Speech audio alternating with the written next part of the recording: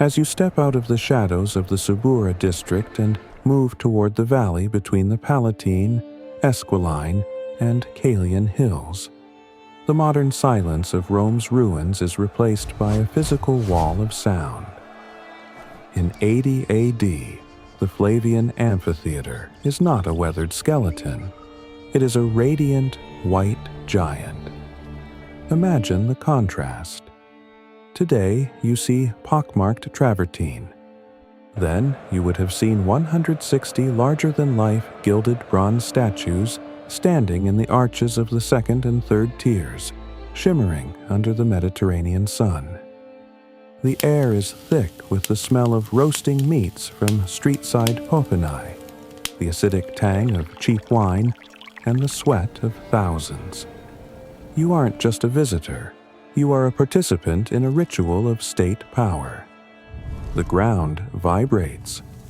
Beneath your feet, the massive wooden trapdoors of the arena floor are being tested. This is the immersive experience of the ancient world. A sensory overload designed to make every citizen feel the Roman Empire's reach. The air is thick with dust and anticipation. Welcome to the inauguration of 80 AD. To survive the Colosseum, you must understand its geometry. Unlike modern stadiums, the access was strictly segregated. You hold a tessera, a small bone or clay shard, marked with your entrance number. There are 80 numbered arches. If you were a senator, you'd enter through the unnumbered, grander central axis. Today, tourists queue for hours. In 80 AD, the vomitoria system ensured that 50,000 people could be seated or evacuated in less than 15 minutes. Look up at the Valerium. This was the pinnacle of Roman engineering. A sophisticated web of ropes and canvas operated by 100 elite sailors from the Messinum fleet, stationed specifically in Rome for this task. They moved with the sun, adjusting the shade so the emperor and the plebs wouldn't burn.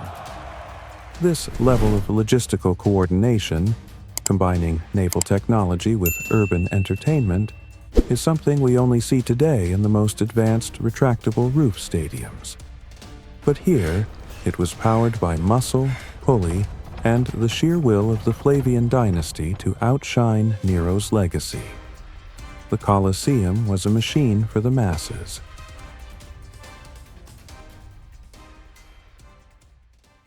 Now, imagine the POV shifts. You are no longer in the stands. You are in the Hypogeum, the two-story subterranean labyrinth. This is the engine room of Rome. It is dark, humid, and reeks of wild animal musk and human fear. Historians and archaeologists have reconstructed 28 freight elevators here. Using a system of counterweights and manual winches operated by hundreds of slaves, these elevators could lift cages containing lions from North Africa or tigers from India simultaneously. The noise down here is a mechanical nightmare. The creaking of wooden beams, the clanking of iron chains, and the roars of starving predators echoing through stone corridors. This was the special effects department of 80 AD. The goal was instant appearance. A beast or a gladiator would literally pop out of the ground through a trapdoor, creating a cinematic jump scare for the 50,000 people above. There is no modern equivalent to the sheer mechanical complexity of this space, hidden beneath a floor of Egyptian sand.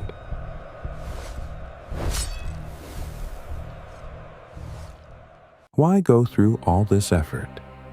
The answer lies in Roman politics and the economy of 80 AD. Emperor Titus had inherited an empire recovering from the year of the four emperors, 69 AD.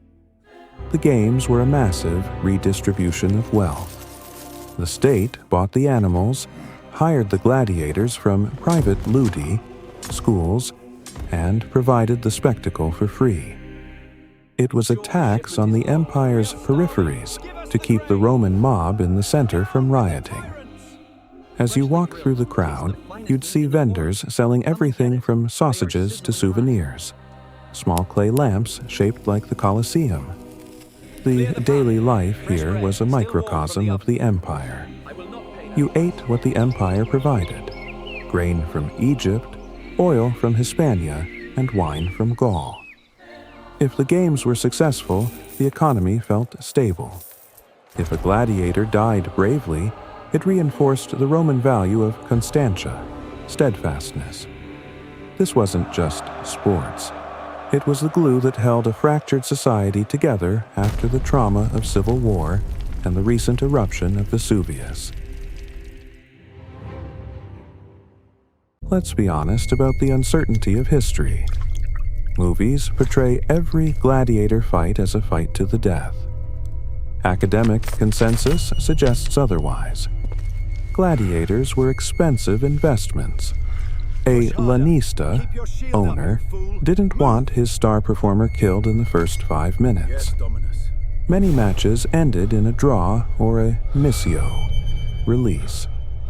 However, in 80 AD, for the inauguration, Titus wanted blood. You are standing in the tunnel leading to the arena. The light at the end is blinding.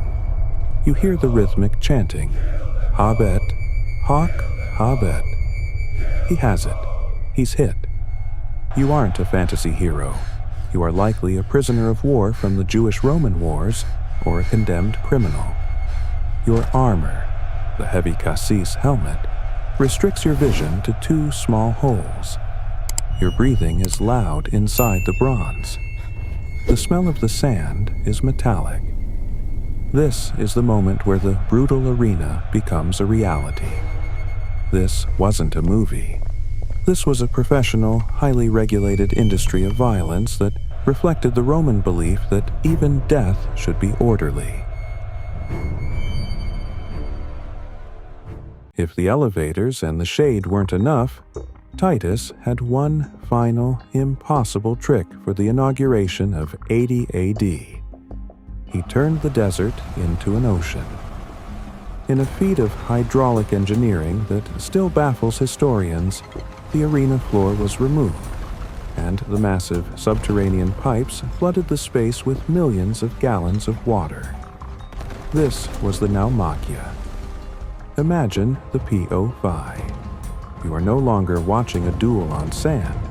You are watching full-scale warships, triremes with banks of oars, clashing in a localized storm. The smell of salt and wet timber replaces the dust.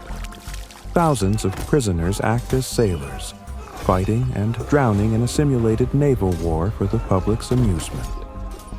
It was the ultimate display of Roman dominance, not just over men and beasts, but over nature itself. To the Roman mind, if the emperor could bring the sea into the heart of the city, there was nothing he couldn't do. Why did it change? The Colosseum didn't fall in a day. It faded with the empire's purse. As the frontiers collapsed and the Silk Road trade routes were severed by invasions, the immense cost of the games became unsustainable. By the 6th century, the arena was a cemetery. By the 12th, it was a fortress for the Frangipani family. When you stand in the modern Piazza del Colosseo today, look at the missing outer ring.